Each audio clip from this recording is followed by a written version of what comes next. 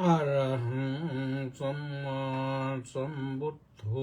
ภะคะวาพุทธังภะคะวันตังอภิวาเดมิสวากขาโตภะคะวะตาธัมโมธัมมังนัมมัสสามิสุปฏิปันโนภะคะวะโตสาวกสังโฆสังฆังนะมามิวินัยโยจะสุสิกิโตขอถวายความนอบน้อมแด่พระรัตนตรัยขอคารวะพระเถรานุเถระเจริญสุขสวัสดีท่านสาธุชนผู้ฟังผู้ชมทุกท่านวันนี้รายการพุทธานุภาพมาพบกับท่านทั้งหลายวันเสาร์ที่30สิงหาคมพระพุทธศักราช2568ขึ้น7ค่ำแล้วก็เดือน10พรุ่งนี้ก็จะเป็นวันพระขึ้น8ค่ำกลางขึ้นในดีนะเริ่มทำอะไรที่ขึ้นก็ดีนะ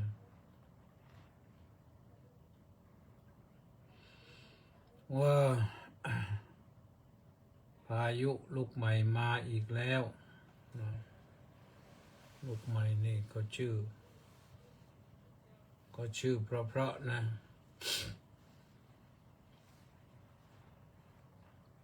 ชื่อไม่เหมือนลูกเดิม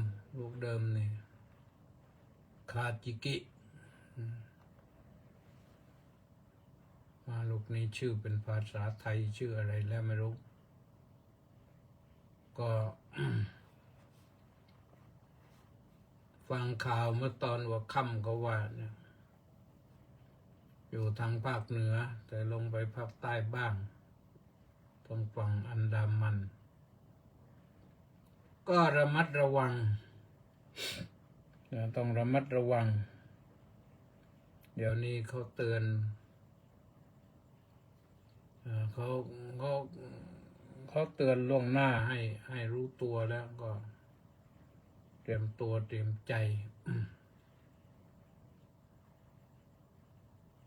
อย่าให้พลาดในพลั้งอยู่กันต่อไปยังอีกหลายวันนั่นจะขึ้นปีใหม่เราก็ต้องรอรับปีใหม่กันจะรับปีใหม่ก็ส่งท้ายปีเก่าให้มันเสร็จเรียบร้อยก่อนแล้วก็ไปว่ากันปีใหม่ เดือนนี้นี่ก็มีวันสำคัญนะวันสำคัญในเดือน10นี่จะเป็นวันสำคัญวัน วันรับตายายวันส่งตายาย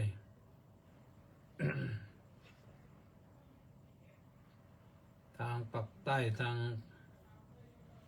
กรุงเทพก็มีกันทั่วแล้วแหละเชียงใหม่ภาคเหนือก็มีอีสานก็มีทำบุญกันทำบุญอุทิศแต่บุพการีชนเขาเรียกกันภาษาที่สบายหูที่สุดก็คือทำบุญเดือน10ถ้าภาษาปากใต้ก็เรียกว่าทำบุญชิงเปรตคือผู้ที่ล่วงลับไปแล้วเราไปทำบุญแล้ววางสิ่งของวางเครื่องบวงสรวงให้ในขณะเดียวกันก็ไปนำอัฐิไปวัดไปวาไปบังสุกุลอุทิศบุญกุศลให้แก่บุพการีชนทั้งหลาย ก็วันที่22เดือนหน้านั่นนะเดือนหน้าก็เดือนกันยานี้จะขึ้นอยู่แล้วนะที่วัดราชาธิวาสวิหารนี่ก็จะมี2 งานใกล้ๆกันงานแรกก็วันที่นนปอไม่ใช่งานแรกงานแรกในวันนี้แหละก่อนวันทำบุญวันศาสตร์เดือน10แล้วก็ต่อไปก็ขึ้นเดือนหน้าก็เป็นวันที่13ตุลาคมที่13ตุลาก็เป็นวันทำบุญอดีตเจ้าอาวาสแล้วก็เป็นวันเสด็จสวรรคตของพระบาทสมเด็จพระบรมชนกาธิเบศรมหาภูมิพลอดุลยเดชมหาราชบรมนาถบพิตรนั่นเป็นวันที่13ตุลาคมนะ ตรงกันพอดีกับวัดราชาธิวาสวิหารก็เลยทำ2 อย่างรวมกันภาคเช้าก็ทำบุญอุทิศถวายเป็นพระราชกุศลก่อนภาคสายก็ทำบุญอุทิศแด่อดีตเจ้าอาวาสก็ตั้งแต่เริ่มมาก็มาทำอย่างนี้แหละทุกปีก็แจ้งข่าวตอนสาธุชนทั้งหลายนะวันที่22ไปกันก่อนวันนั้นจะแจ้งย้ำให้ทราบในวันที่22กันยายนนะเป็นวันศาสตร์ไทยเป็นวันทำบุญชิงเปรตเป็นวันบุญศาสตร์เดือน10วันเดียวกันนะวันที่22กันยาปีนี้วันนี้ต้องขออนุโมทนากับสุพันนีนะและ FC อีก664 คนออนไลน์เข้ามารอรับฟังแล้วก็มีที่เปิดจอก็มีเจริญอยู่หนูสิงห์มีแปะนันทิการมีกมลวันตรียังมีใครอีกล่ะมณีแสงจันทร์แล้วก็สมศรีลักษณะวิราชนี่ที่มาหน้าจอแล้วขออนุโมทนาสาธุกับทุกท่านนะโอ้คำรณแย้มเยือนมาทันพอดีนะอนุโมทนาสาธุนี่ก็มาไกลฟลอริดาวัดฟลอริดาธรรมารามอยู่ที่มลรัฐฟลอริดาเมืองคิสซิมมีหรือว่าไปทุดงที่ไหนอีกก็ไม่รู้นี่ ท่านสาธุชนทั้งหลายวันนี้ก็ว่าถึงเรื่องวินัยโยจะสุสิกิโต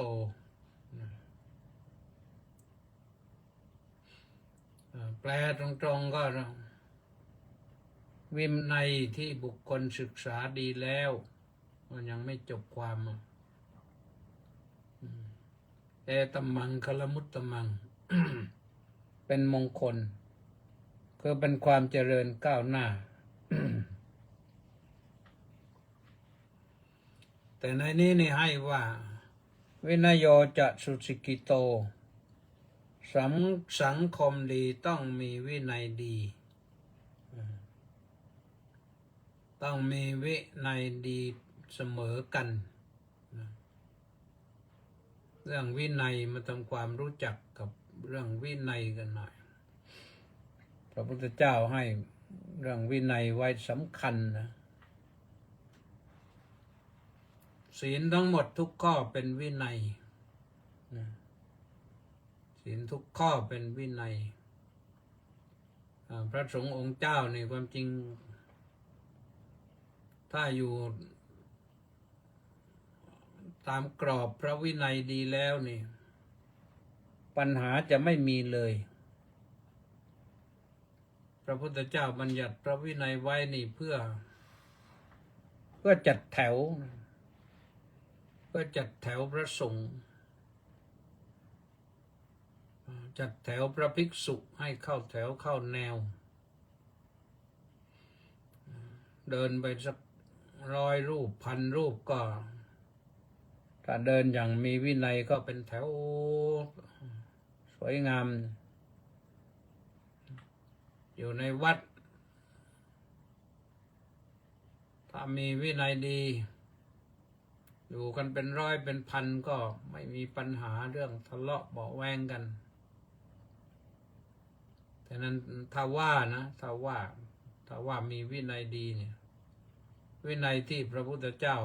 บัญญัติไว้ดีแล้วนี่ก็คือดีนะ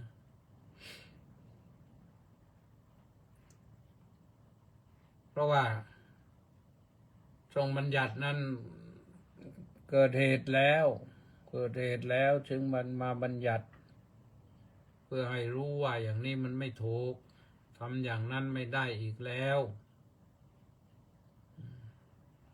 ที่เราได้ยินข่าวได้ยินคราว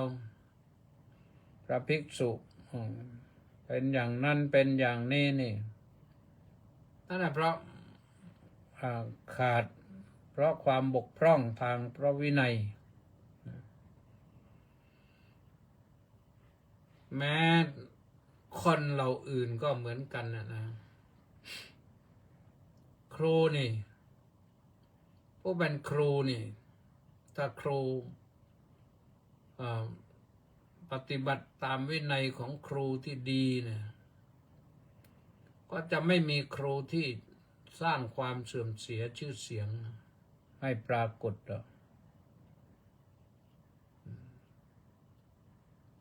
ข้าราชการพลเรือนก็เหมือนกัน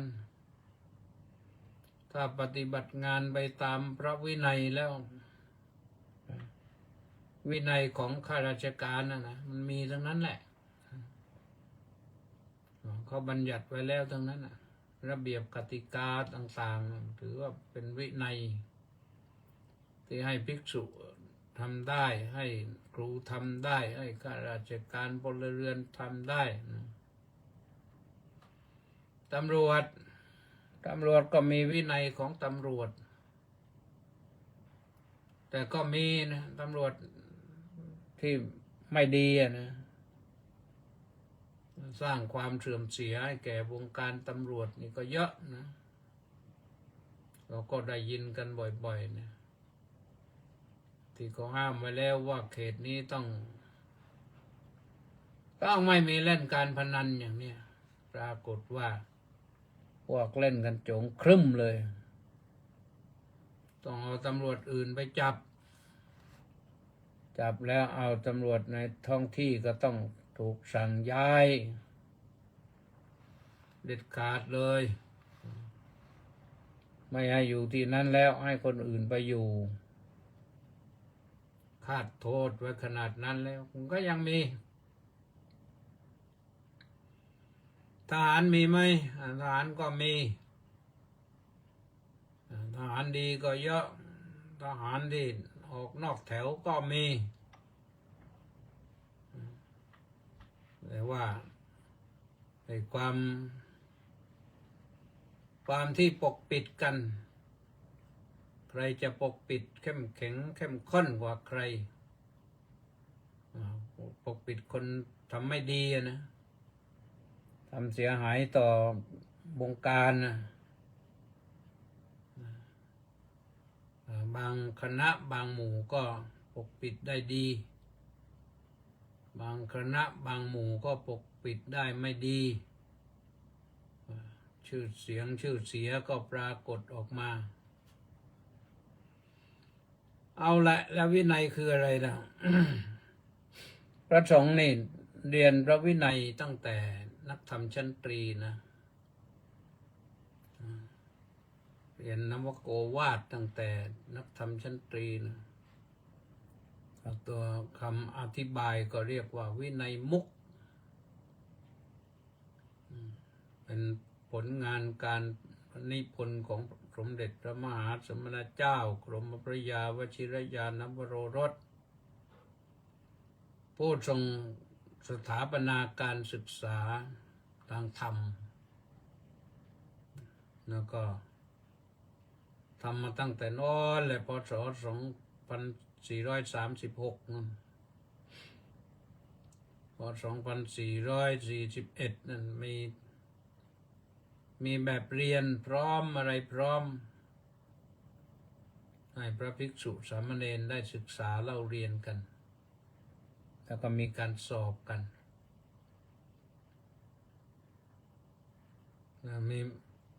มีหลักสูตร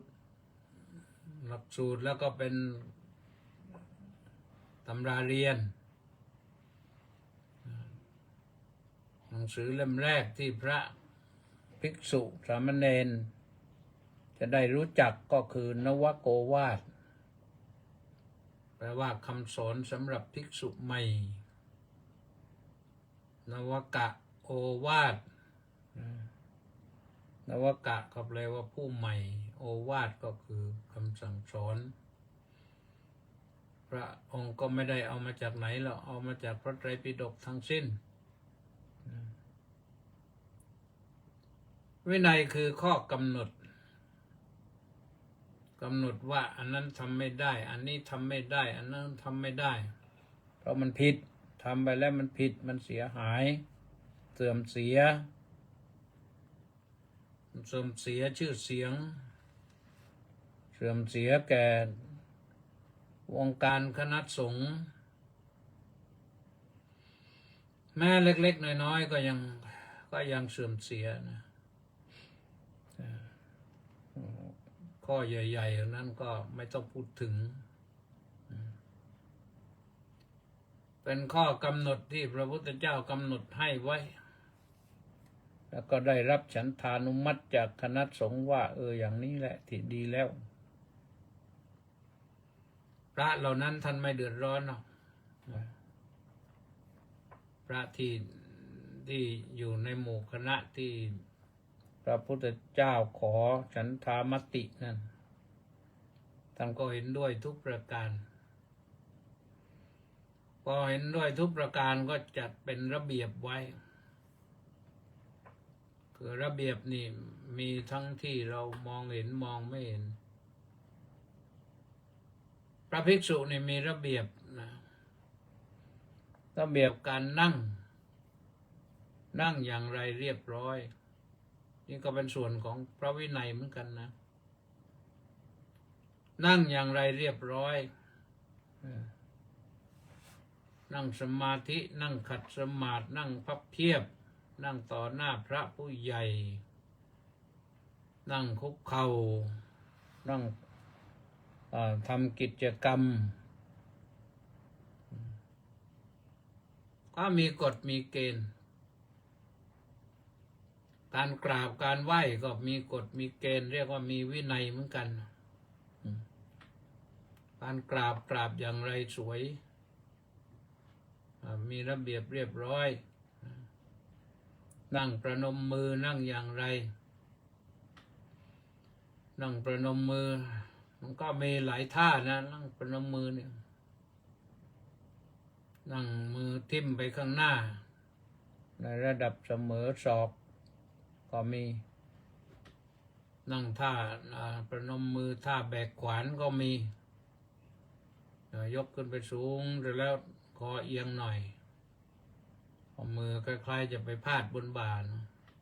เขาเรียกว่าประนมมือท่าแบกขวานมีเหมือนกันแหละนะนี่มีในระเบียบที่สอนอยู่ปรากฏอยู่ในหนังสือศาสนพิธีเล่มหนึ่งนะ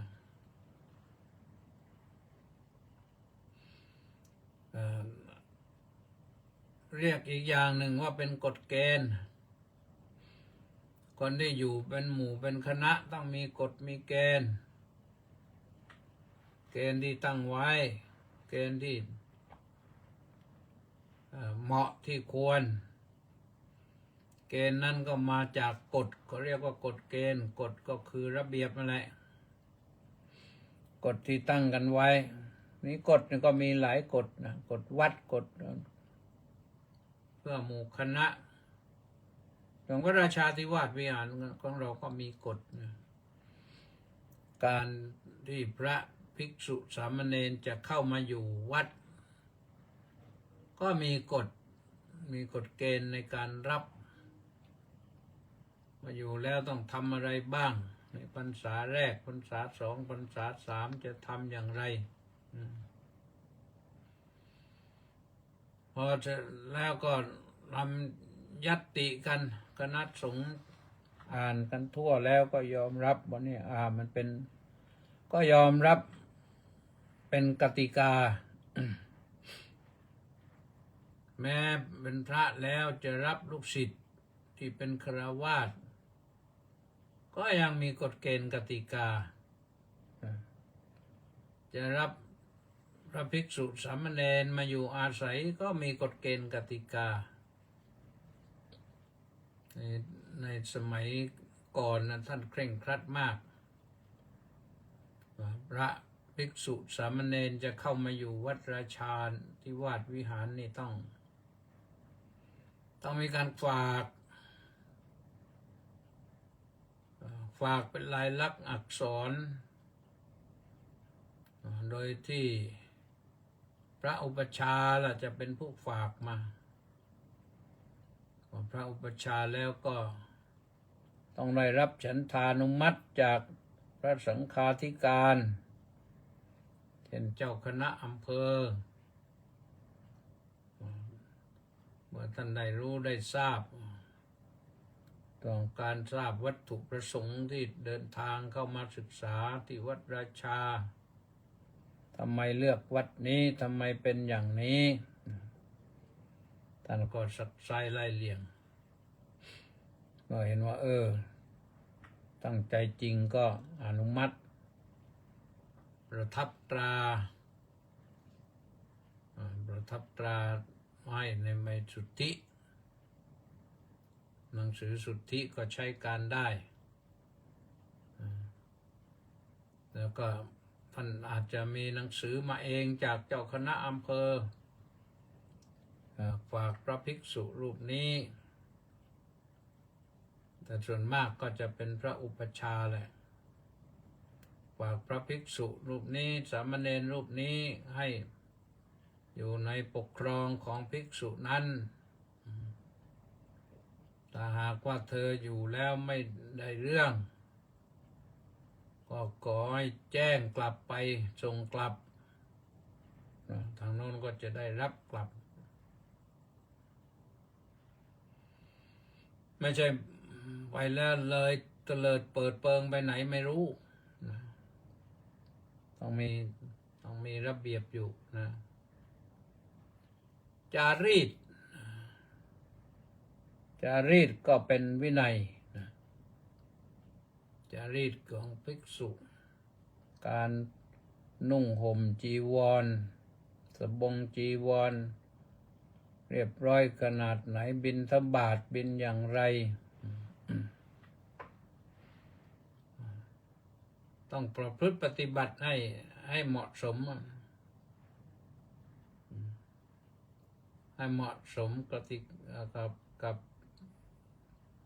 ับที่รับปากมาแล้วก็ยังมีกรอบกติกาอย่างที่ว่าแล้วข้างต้นกติกาวัดก็ต้องมีโยมบางท่านบางคนคิดว่ามันง่ายนะมันไม่ใช่ง่ายโยมเข้ามาอยู่วัดในกรุงเทพนี่ไม่ใช่ว่าจะง่ายก็โยมลองนึกดูนะบางครั้งบางทีเนี่ยเคยมีตัวอย่างผลว่าทำไมพระวัดในกรุงเทพไม่ค่อยจะรับพระไม่ค่อยจะรับสามเณรในสมัยก่อนนะ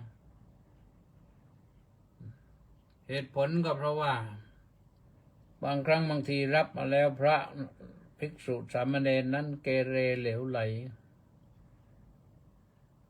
ดีไม่ดีของหายอะไรต่างๆไว้ใจว่าให้ดูแลนั้นดูแลนี้ปรากฏว่าของหายหมด แต่นี่ก็ยังมีได้ข่าวอยู่นี่นะ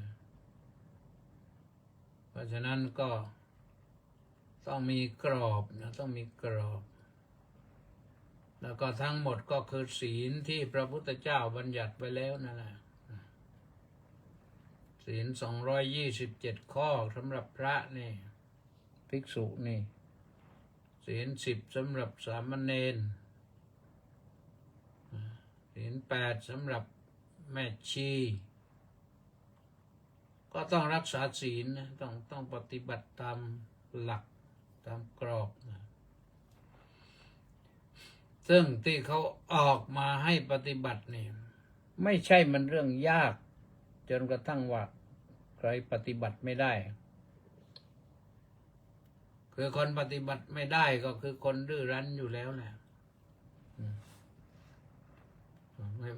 ไม่ยอมรับกฎเกณฑ์กติกาถ้าแสดงอาการตั้งแต่เริ่มต้นแล้วก็ไม่น่าไว้ใจแล้วประการสำคัญนะวินัยนี่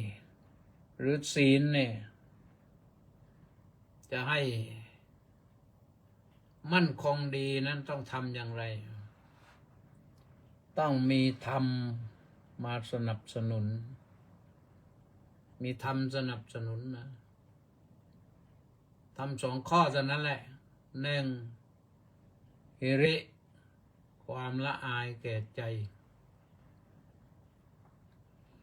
เช่นว่ามีภิกษุรูปหนึ่งอุปชฌาย์ส่งมาเรียนที่วัดราชาอย่างนี้แต่แล้วพอมาแล้วปรากฏว่าภิกษุรูปนั้นไม่ค่อยจะได้เรื่องแต่ก็นึกถึงครูบาอาจารย์นึกถึงอุปชฌาย์เราจะทำโลเลเหลวไหลไม่ได้อายแล้วก็อายญาติอายโยมที่อยู่ที่ต่างจังหวัดนะบอกว่ามากรุงเทพจะมาศึกษาเล่าเรียนกลับมือเปล่าไปนี่อายโยมมันต้องอัปเกรดตัวเองมาเข้ากรุงแล้วก็ต้องอัปเกรดเป็นคนพระกรุงด้วยนอกจากหิริและโอตตัปปะกลัวเสื่อมเสียชื่อเสียงไม่ใช่เสื่อมเฉพาะตนเองนะพ่อแม่วงศกุลครูบาอาจารย์พอเราเข้ามากรุงเทพแล้วทางโน้นก็คาดหวังโอ้ยลูกหลานเราบวชแล้วได้ไปอยู่กรุงเทพอย่างนี้หรือว่าอุปชฌาย์อาจารย์ลูกศิษย์เราได้ไปอยู่กรุงเทพไปอยู่วัดนั้นวัดนั้นด้วยความคาดหวังว่าจะได้ดิบได้ดีนี่แหละท่านทั้งหลายถ้าหากว่ามาทำไม่ดีเกิดเสียมันก็เสียทาวัดเสียทาครูบาอาจารย์เสียทาอุปชฌาย์แล้วก็เสียทาครูอาจารย์แล้วก็เสียทายาทด้วยเพราะฉะนั้นเรื่องวินัยพระพุทธเจ้าบอกว่าให้ศึกษาให้ดีทุกสังคมที่ว่ามาข้างต้นไม่ว่าสังคมพระสังคมครูสังคมก็ราชการพลเรือนสังคมตำรวจสังคมทหารถ้าทำไม่ดีแล้วก็คือเสียนั่นแหละทุกสังคมต้องมีวินัยดีเสมอกันแม้แต่สังคมครอบครัวสามีภรรยาบุตรธิดาคนรับใช้ต้องมีวินัยดีไม่งั้นบ้านวุ่นวายนะบ้านวุ่นวายไม่ไว้เนื้อเชื่อใจกันเงินหายนิดเดียวนี่ก็เป็นเรื่องแล้วไว้ใจใครไม่ได้อย่างนี้ลองตั้งเงินไว้สัก 100-200หรือแป๊บเดียวหายอย่างเนี้ยมันก็ทำให้ครอบครัวอยู่ไม่เป็นสุขกันไม่รู้ใครเป็นคนหยิบเพราะฉะนั้นต้องมีศีลเสมอกันนะถึงจะดีศีลดีและเสมอกันถึงจะดีเอาละก็วันนี้ก็คิดว่าสมควรแก่เวลานะขอไว้ตอนนี้ขอความสุขสวัสดีจงมีแด่ทุกท่านนะยังไม่ได้อ่านให้จบเนี่ยยังมีอีกเยอะนู่นใครอีกเดี๋ยวอ่านรายชื่อก่อนจะลาไปเมื่อตะกี้อ่านเจริญอยู่หนูสิงแล้วสาธุแปะนันทิการสาธุเจริญอยู่หนูสิงบอกว่าน้อมกราบนมัสการสาธุค่าสาธุกมลวันตรียังกราบนมัสการสาธุสาธุสาธุค่ะสาธุแปะนันทิการก็บอกว่าน้อมกราบนมัสการสาธุสาธุสาธุเจ้าค่ะสาธุแล้วก็มณีแสงจันทร์เพิ่งมาน้อมกราบนมัสการสาธุสาธุสาธุเจ้าค่ะสาธุสมศรีลักษณะวิราชก็เพิ่งมาน้อมกราบนมัสการสาธุสาธุสาธุเจ้าค่ะสาธุแล้วก็คำรณแย้มเยือนสาธุเจดาพาเพลินสุชาดากราบนมัสการพระอาจารย์ค่ะสาธุสุมาลักษมีดวงสมสารบอกว่าน้อมกราบเจ้าค่ะสาธุรังสรรค์ทองสร้อยก็บอกว่าน้อมกราบนมัสการถวายความเคารพพระเดชพระคุณด้วยท่านเจ้าคุณด้วยความเคารพอย่างสูงครับน้อมกราบนมัสการสาธุสาธุสาธุสาธุครับแล้วก็พรพิมลจัตราการน้อมกราบสาธุเจ้าค่ะท่านเจ้าคุณสาธุแจบุมาน้อมกราบสาธุสาธุสาธุอนุโมทามิสาธุแล้วก็ต้าสิทธิมงคลนมัสการสาธุครับสาธุพี่แจงลีอารีวงศ์โมทนาสาธุสาธุเฉลิมพนัสโนไทยน้อมกราบถวายความเคารพอย่างสูงครับสาธุก็จบไว้ตอนนี้นะก็อำนวยอวยพรนะพรุ่งนี้ไม่แน่ใจว่าจะมาออกอากาศทันหรือเปล่าเพราะต้องบินไปภูเก็ตแต่เช้าพรุ่งนี้นะช่วงเย็นก็จะกลับมาคิดว่าทันแต่ถ้าไม่ทันก็เว้นไว้สักวันก็แล้วกันนะเอาละสวัสดี